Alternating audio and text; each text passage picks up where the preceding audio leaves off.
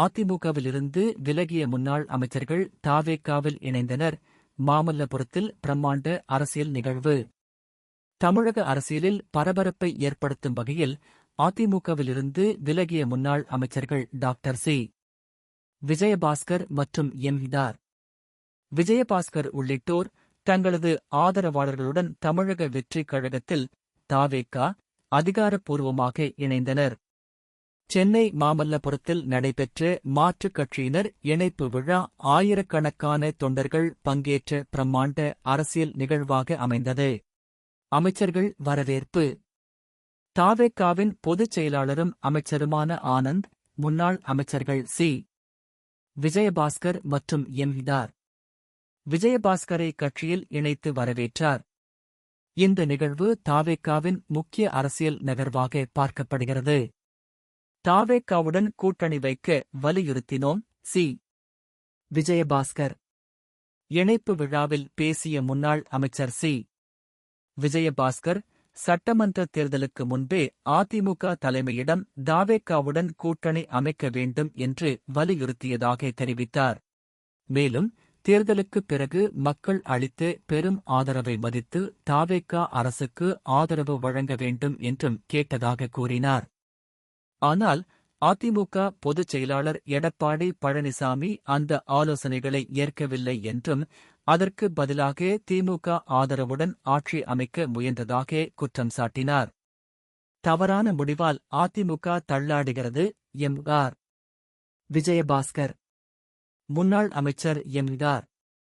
விஜயபாஸ்கர், கரூர் மாவட்டத்தில் அதிமுக நிர்வாகிகள் பலரும் தவேகாவில் இணைந்திருப்பது அரசியல் மாற்றத்தின் அறிகுறி என கூறினார்.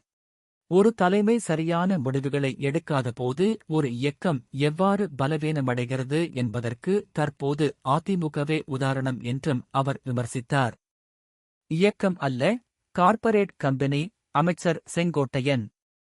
தவேகா அமைச்சர் செங்கோட்டையன் எடப்பாடி பழனிசாமியை கடுமையாக விமர்சித்தார். எம்.ஜி.ஆரும் ஜெயலலிதாவும் உருவாக்கியது ஒரு மக்கள் இயக்கம்.